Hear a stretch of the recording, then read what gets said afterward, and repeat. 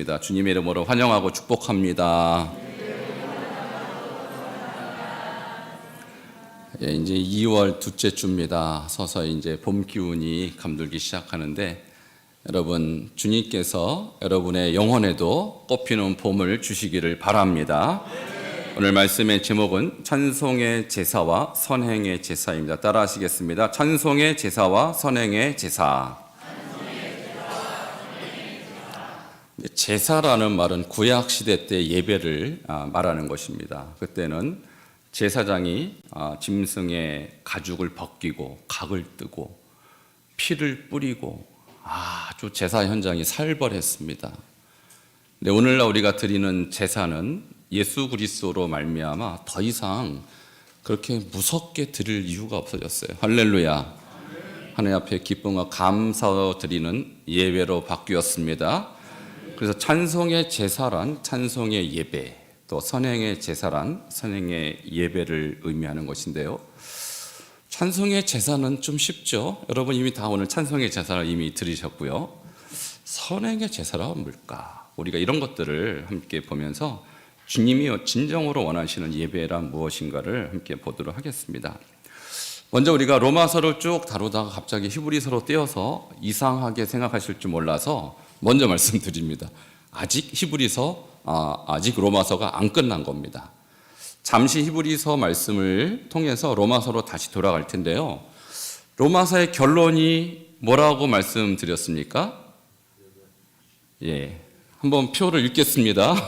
시작. 구하시는 거룩한 산 제물로 드리라. 로마서 12장 1절이 로마서의 결론이에요. 자, 우리 자신을 하나님이 기뻐하시는 산 제물로 드리라. 그러니까 제사, 제물, 예배 똑같은 의미인데요. 결국 주님 앞에 예배자가 되시기를 바랍니다. 그래서 로마서를 읽고 깨닫고 묵상해서 결론을 우리가 무엇으로 맺어야 되냐면 내가 예배자가 되어야겠구나. 로마서 4개 주제가 있다고 그랬죠. 첫 번째는 칭의, 두 번째는 성화, 세 번째는 선교. 지난주에 선교 말씀드렸죠. 우리는 죄인입니다만 그리스도께서 보혈의 피로 우리를 의롭다고 인정해 주셨습니다. 칭의. 두 번째, 그렇지만 우리는 여전히 죄악 가운데 있기 때문에 우리를 성령께서 하나님을 닮도록 거룩하도록 이끌어가고 계십니다. 성화. 세 번째 주제, 그 하나님의 복음은 열방으로 흩어지도록 처음부터 계획됐었어요. 그 일을 맡은 자는 이스라엘인데 그 사람들이 그 사명을 버리고 하나님의 선교 사명이 멈춘 것처럼 보였지만 하나님은 한 사람, 남은 자를 통하여 이 일을 이루셨습니다. 그것이 선교예요. 그 선교가 오늘 우리까지 은총이 임하여서 우리가 이토록 예배하게 된 것입니다. 자, 지난주 본문 말씀이 로마서 11장 4절과 5절인데 복습하도록 하겠습니다. 시작. 그에게 하신 대답이 무엇이냐? 내가 나를 위하여 바알에게 무릎을 꿇지 아니한 사람 7,000명을 남겨두었다 하셨으니 그런즉 이와 같이 지금도 은혜로 택하심을 따라 남은 자가 있느니라. 아멘. 지금도 하나님은 남은 자를 통하여 하나님의 일을 이루고 계십니다. 자, 여러분이 남은 자 되기를 바랍니다. 저는요, 하나님의 일을 지금까지 쭉 해오면서 하나님의 일은 특별한 사람이 하는가 이렇게 생각을 했지만 그렇지 않습니다. 하나님의 일은 하나님을 위하여 헌신하고자 하는 사람은 누구나 쓰십니다. 자, 그 한 사람이 바로 남은 자인데요. 그 사람을 통하여 우리 가운데 복음이 왔고 그 선교사들의 눈물과 헌신을 통하여 우리는 지금 예배자의 자리로 오게 된 것입니다. 그럼 우리가 드리는 예배에는 두 가지가 있다는 거예요. 하나가 찬송이고 하나는 선행이라는 거예요. 여러분, 찬송의 제사란 무엇일까요?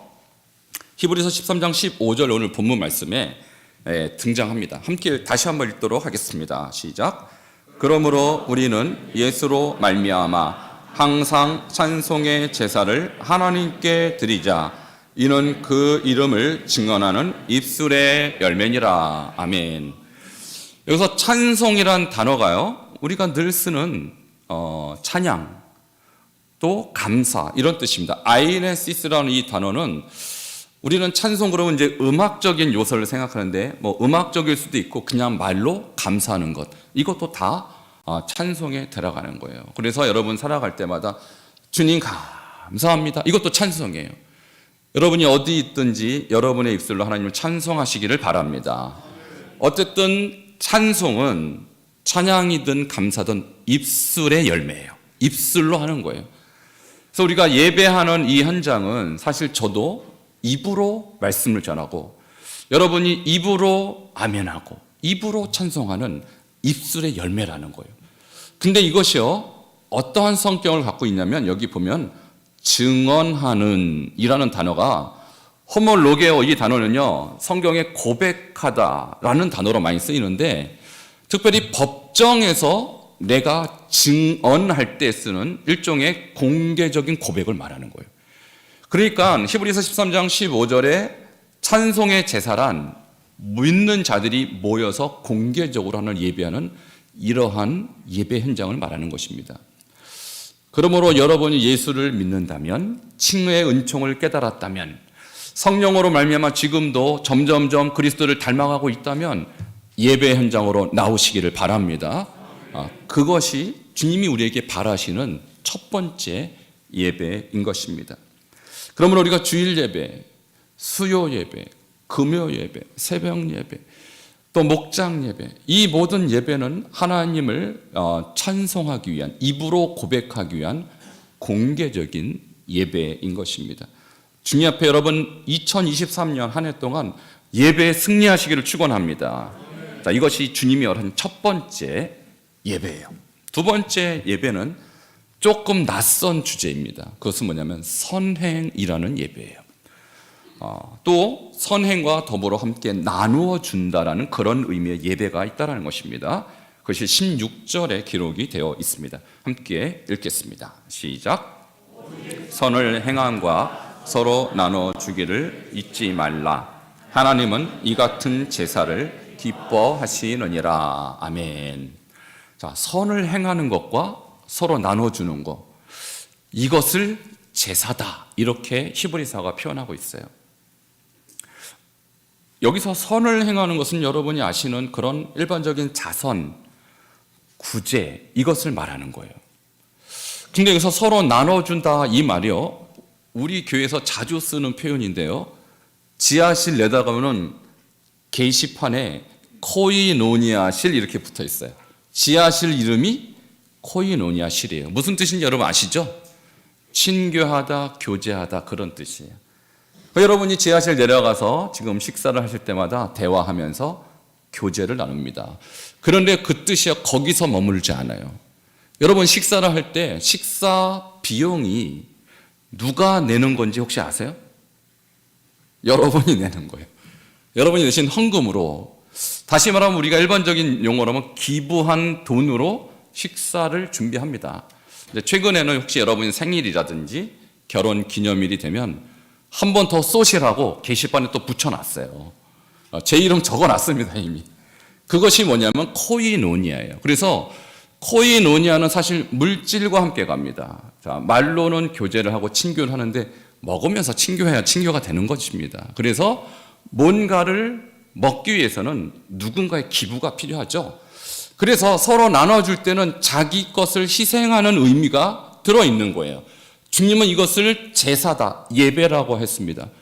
그러면 여러분 것을 남에게 나누고 남을 위해서 기부하는 것은 하나님이 기뻐하는 예배인 줄 믿으시기를 바랍니다. 이것이 오늘 제가 조금 더 초점을 맞춰서 설명을 드리려고 하는 주제인 것입니다. 로마서 15장 26절에 보면 이 코이노니아, 이 나누는 제사가 연보라고 기록이 되었어요. 연보. 같이 읽어볼까요? 시작.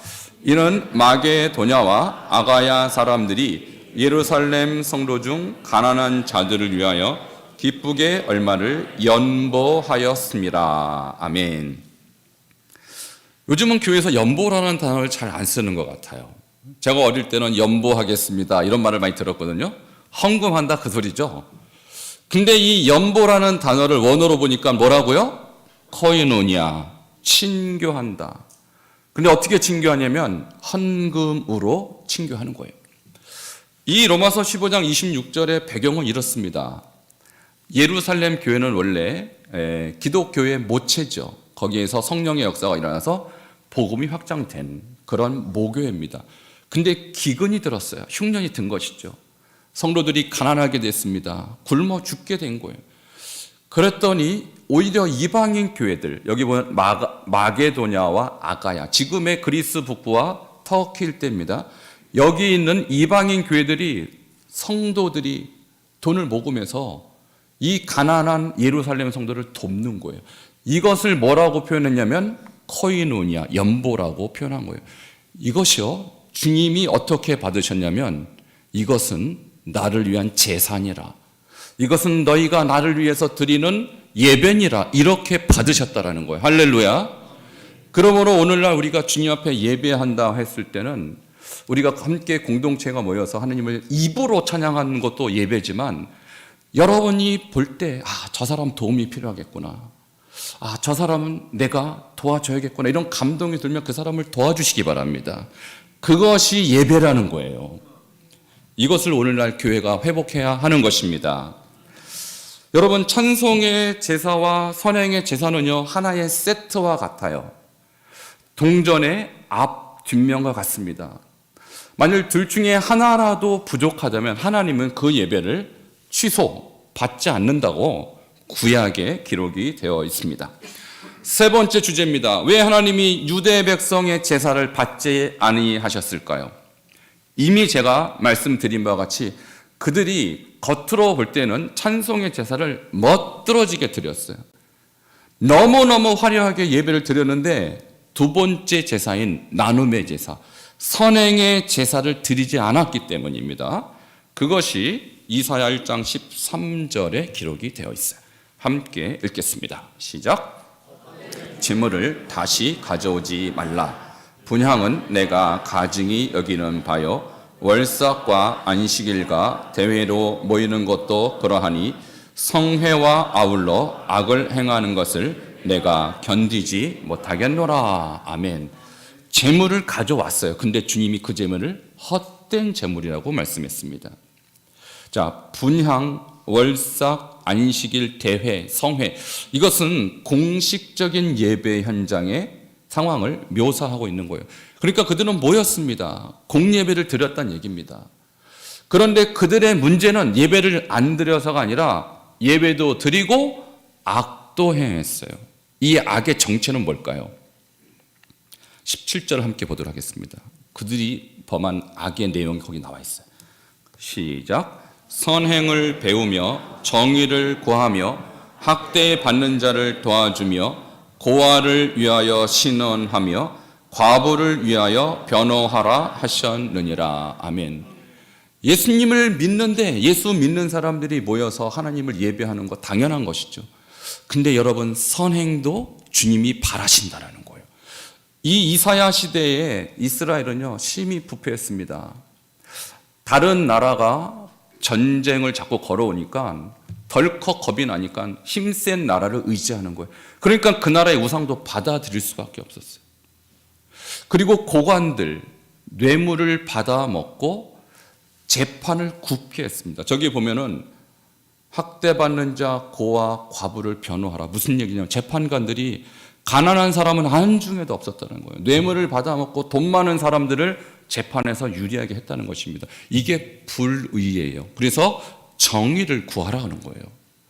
선행은 제가 말씀드린 것 같습니다. 가난한 자, 사회적 약자, 그들이 돌봐야 할 사람을 전혀 돌보지 않는 이 그 시대의 백성들의 삶을 보고 하나님은 너희가 겉으로는 나를 존경하되 입으로는 존경하되 마음은 내게서 멀구나 라고 그들의 제사를 거부했던 거예요. 여러분, 혹시 우리가 지금 드리는 예배에 대해서 하나님께서 어떻게 평가할 거라고 생각하십니까? 제가 어떤 설교 방송을 듣는데요. 미국에 있는 시애틀에 한 한인 교회가 있었어요. 이 교회가 참 큰 교회입니다. 영향력이 있는 교회예요. 그래서 지역사회를 섬기기 위해서 경찰서를 찾아갔습니다. 그리고 경관들에게 우리가 이 지역을 섬기기 원합니다. 어떻게 도와드리기를 원합니까? 라고 담임 목사가 경찰서장한테 물어보니까 경찰서장이 이렇게 대답했습니다. 미국이니까 영어로 했겠죠? 제가 영어로 하겠습니다. 우리 교회 수준이면 알아들을 수 있는 정도입니다. Drive slowly. 자, 번역해 보세요. Drive는 운전하다, slowly는 천천히. 운전 좀 천천히 하세요, 목사님. 이렇게 대답했다라는 거예요. 무슨 말일까요?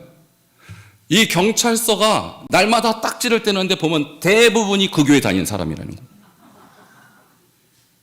이 지역사회를 위할 거라면 운전을 좀 살살 해주세요.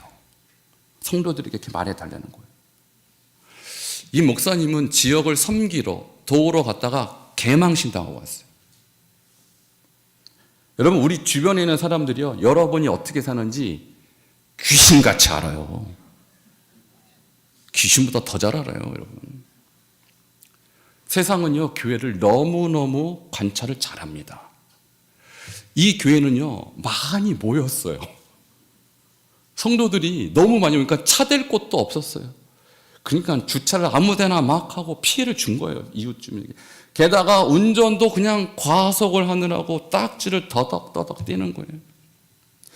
여러분, 이것은요, 우리의 예배를 돌아보게 하는 하나의 사건이었어요, 저도. 제가 중국에서 사역하면서 우리 중국교회 성도님들에게 가장 자주 요청한 게 있어요. 뭐냐면 신호등 좀 지키십시오. 이 얘기를 가장 많이 했어요. 아니, 신호 지키는 게 무슨 어려움이라고. 아니요. 중국에서는 신호 지키는 게 대단히 어렵습니다. 대단히 어려워요. 왜냐하면 대부분 안 지키기 때문에. 여러분은 잘 지키세요? 할렐루야. 여러분, 운전할 때 보면요, 유혹이 많습니다. 카메라가 없으면 돌리고 싶은 거예요. 카메라가 없으면. 경찰과 카메라가 없으면 파란색이라도 유턴하고 싶어요. 그죠? 그러면 안 돼요. 이게 유치원도 아닌데 제가 이런 얘기 해야 됩니까? 근데 제가 드리는 이 예배가, 이 얘기가 예배와 관계 있어요. 예배와. 우리 지금 예배자 아닙니까? 예배 현장에서는 가운도 입고 찬양도 멋지게 드렸어요. 입술에 열매를 하나님께 올려드렸는데 돌아가는 길에 아무데나 유턴을 해버려요. 그 딱지 딱 뗐다. 어느 교회에 다니십니까? 이렇게 경찰이 물어보면 어떻게 하려고요, 여러분? 그 시애틀 그 모 한인교회가 그랬다는 얘기예요. 대부분의 성도가 교통을 안 지켰다는 얘기예요. 그리고 무슨 지역사회를 섬기겠어요. 여러분, 우리가 이 얘기를 제가 드리는 이유는 예배는 결코 추상적인 게 아니에요. 예배는 우리 삶 속에서 나의 행동 하나, 나의 언어 표현 하나, 그리고 내가 규칙 지키는 거 하나하나가 예배와 관계가 있어요. 여러분, 사회 정의라는 거 우리는 추상적으로 생각해서는 안 돼요. 법 질서를 잘 지키시기 바랍니다. 그게 사회 정의예요. 그리고 우리는 주변에 보면은 정말 우리가 도와야 될 사회적 약자가 많이 있습니다. 물론 경제적으로 가난한 사람도 있지만 정치적인 약자도 있고요. 또 장애인들, 또 지금 지진으로 인해서 20만 명 정도가 매몰되어 있을 것이다. 그런 관측이 나오고 있어요. 남의 나라 얘기 같지만 여러분, 터키란 나라는 바로 바울이 최초로 교회를 개척해서 선교한 지역이 바로 터키예요. 바로 그 에베소라는 그 지역에서 교회가 개척이 되었고 우리에게까지 지금 복음이 온 것입니다. 여러분, 제가 선한 사마리아인의 이야기를 많이 묵상해 봤습니다. 오늘 이 예배를 준비하면서 거기에 등장하는 네 사람을 다시 한번 제가 소환해 봤어요. 누구 등장합니까? 강도 만난 사람, 그리고 제사장, 레위인, 사마리아인. 이 사람들은 누굴까요? 특별히 레위인과 제사장은 예배를 마치고 내려오는 길에, 제사를 마치고 내려오는 길에 이 현장을 목도합니다. 제가 오늘 예배를 준비하면서 이 두 사람은 거짓 예배자입니다. 거짓 예배자예요. 왜? 그들의 입술의 열매. 보이는 현장 예배에서는 완전한 리더였고 지도자였습니다만, 그들이 아무도 없는 곳에서 정말 필요가 있는 사람, 도울 필요가 있는 사람은 외면했습니다. 이것은 주님이 말씀하신 선행의 예배, 나눔의 예배를 드리지 않는 거짓 예배자예요.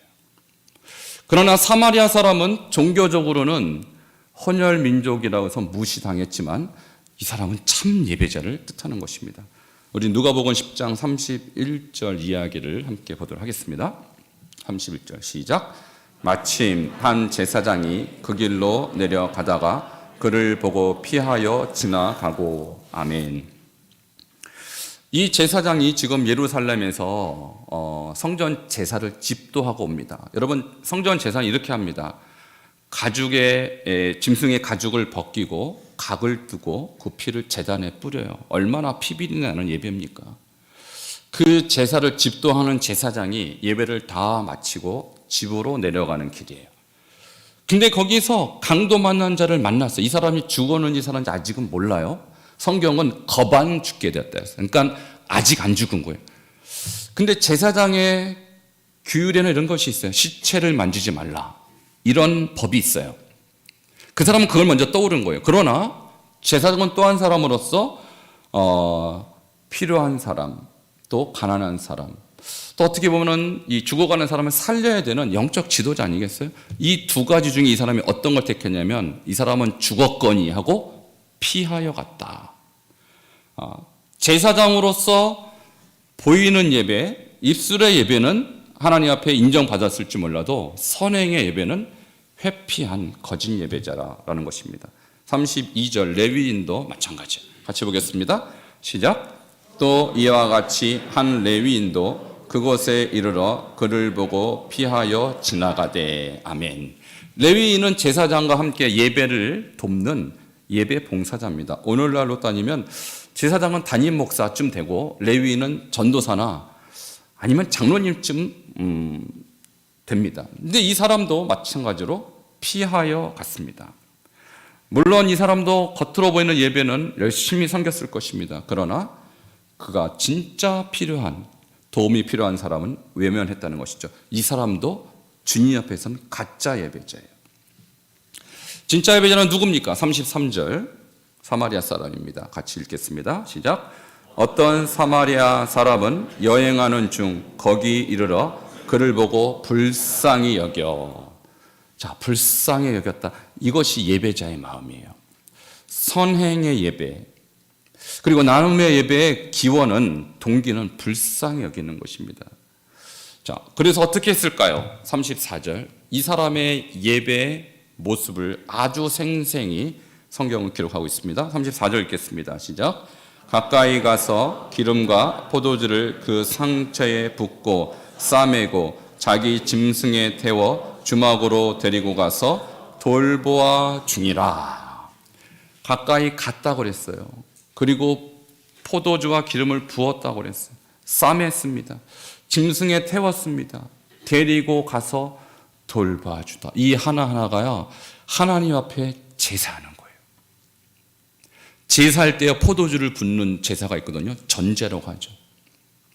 근데 이 단어 하나하나가 하나님을 향한 예배의 용어들인데 마지막에 돌보다라는 단어는 완전히 예배 용어예요. 여기 보면 에피멜레오마이라는 이 돌보다라는 단어는 디모데전서 3장 15절은 교회를 돌보다 할 때 쓰인 단어예요. 그러니까 지금 이 장소는 성전도 아니고 교회도 아니에요. 그런데 의도적으로 주님이 이 사람이 하는 행위를 성전에서 하나님을 예배하는 행위로 올려준 거예요. 여러분, 이러므로 하나님은 여러분이 교회 안에 있는 것도 무척 관심이 많으시지만 아무도 없는 곳에서 여러분이 필요를 따라 도와주는 사람인지도 관심을 갖고 계시는 거예요. 여러분, 돌봐주시기를 축원합니다. 돌보는 사람. 여러분, 제가 이것을 이 그림으로 좀 찾아봤어요. 네. 가장 비슷한 그림이 이 그림일 거라고 생각합니다. 여기 보면 주변에 아무도 없습니다. 보는 사람이 없다는 것이죠.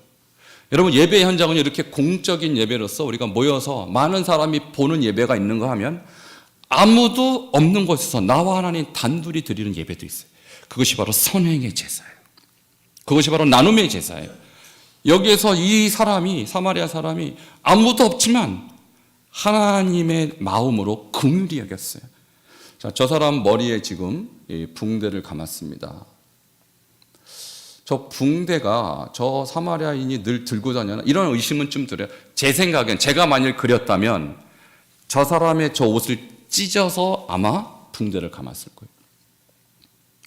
그리고요, 저 나랑 전혀 일명식도 없는 저 강도 맞는 자를 저 나귀에 태워서 성경에는 주막이라고 했지만 이제 원어로 보면은 여관입니다. 여관에 데려다주고 2데나리온을 지불해요.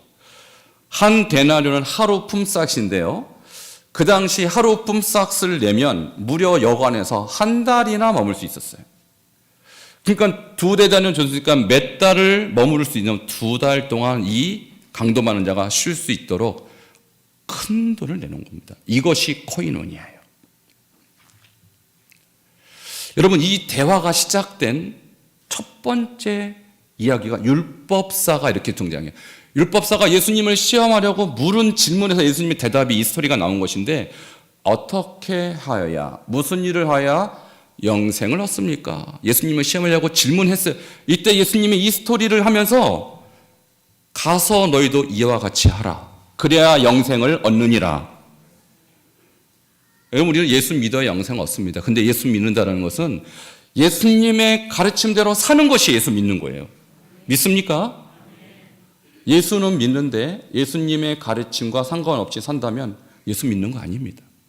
이 율법사는 가난한 사람, 안중에도 없는 사람이었어요. 근데 이 예수님의 말씀 듣고 충격을 받았습니다. 자, 37절. 주님이 우리에게 하시는 말씀이에요. 사실은 같이 읽겠습니다. 시작. 이르되 자비를 베푼 자니이다. 예수께서 이르시되 가서 너도 이와 같이 하라. 할렐루야. 주님이요, 우리에게 예배를 축복하시는데 모여서 공개적으로 입술의 열매도 드리지만 가서 너희도 이와 같이 낮은 자, 가난한 자, 눌린 자를 위해서 봉사하고 나누라. 이것이 너희의 영생의 길이니라. 여러분, 이 말씀은 저에게도 상당히 부담되는 말씀이에요. 제가 목사라고 어떻게 이 수많은 사람을 다 돌보겠어요. 저도 제 능력껏 제가 할 수 있는 만큼 저에게 보여주시는 대로 섬기고 봉사하고 사역할 수밖에 없죠. 여러분, 제가 이번에 그 터키에서 지진 사건이 일어났는데요. 그 지진이 일어난 중심지가 안디옥이라는 곳이 안디옥. 여러분, 안디옥에서 최초로 이방인 선교가 시작됐습니다. 사진 하나 보여주시기 바랍니다. 원래 교회가 저렇게 생겼는데요. 저 교회가 우리 개신교 목사님이 2000년도에 세운 교회예요. 근데 그분이 저와 함께 같은 선교단체에서 사역을 하고 있는 분입니다. 근데 이번 지진으로 저렇게 완전히 폐허가 됐어요. 저 교회뿐이겠습니까? 현재 2만 명 이상 이미 사망이 되었고 20만 명 이상 그분들이 만일 구출되지 않으면 20만 명 이상의 사망자가 나올 수 있는 너무나도 비참한 사건이 일어난 거예요. 여러분, 그 지진의 여파가 대한민국까지 왔다고 합니다. 우리나라에서 감지가 됐다라는 거예요. 우리는 이런 사건을 보면서 우리는 여러 가지로 이해할 수 있습니다만 여러 가지 이해하기보다 예배적 차원에서 저는 볼 필요가 있다고 봐요. 이런 일을 보면서 지금 한 사람의 목숨을 살리려고 얼마나 많은 사람들이 거기 뛰어가고 있는지 몰라요. 제가 이제 그 구호 요청을 저가 받았어요. 저 선교사님을 우리 선교단체에서 알고 있으니까 거기 보니까 여러분이 그냥 아무거나 다 갖다 줘도 다 필요해요. 저기는 지금 물통, 라면, 무슨 여러분이 입다 버릴 만한 옷들 하나도 버릴 게 없어요. 저기 가면 다 보내달라는 거예요. 뭐든지 좋다라는 거예요. 우리 다음 주일 예배 때 우리 터키를 위한 헌금을 하도록 하겠습니다. 여러분, 액수가 많든 적든 저 사람에게 있어서는 생명과 같은 거예요. 우리가 이런 어려움 당한 형제 자매들을 보면서 주님이 정말 우리에게 원하시는 예배가 이런 예배일 수도 있지만 보내는 예배, 나누는 예배, 그리고 내 것을 그들을 위해서 헌신하는 예배가 더 큰 예배인 줄 믿으시기 바랍니다. 오늘 이 말씀을 듣고 저는 우리 교회 성도님들이 주일 예배와 보이는 예배에도 열심히 주님 앞에 나오지만 사람들이 보이지 않는 곳에서, 그리고 오직 주님만 아는 곳에서 오른손이 하는 일을 남들이 왼손이 모르게 하는 구제의 예배, 섬김의 예배, 나눔의 예배도 성공함으로 하나님 앞에 영생을 얻는 귀한 여러분 되기를 주 이름으로 축원합니다.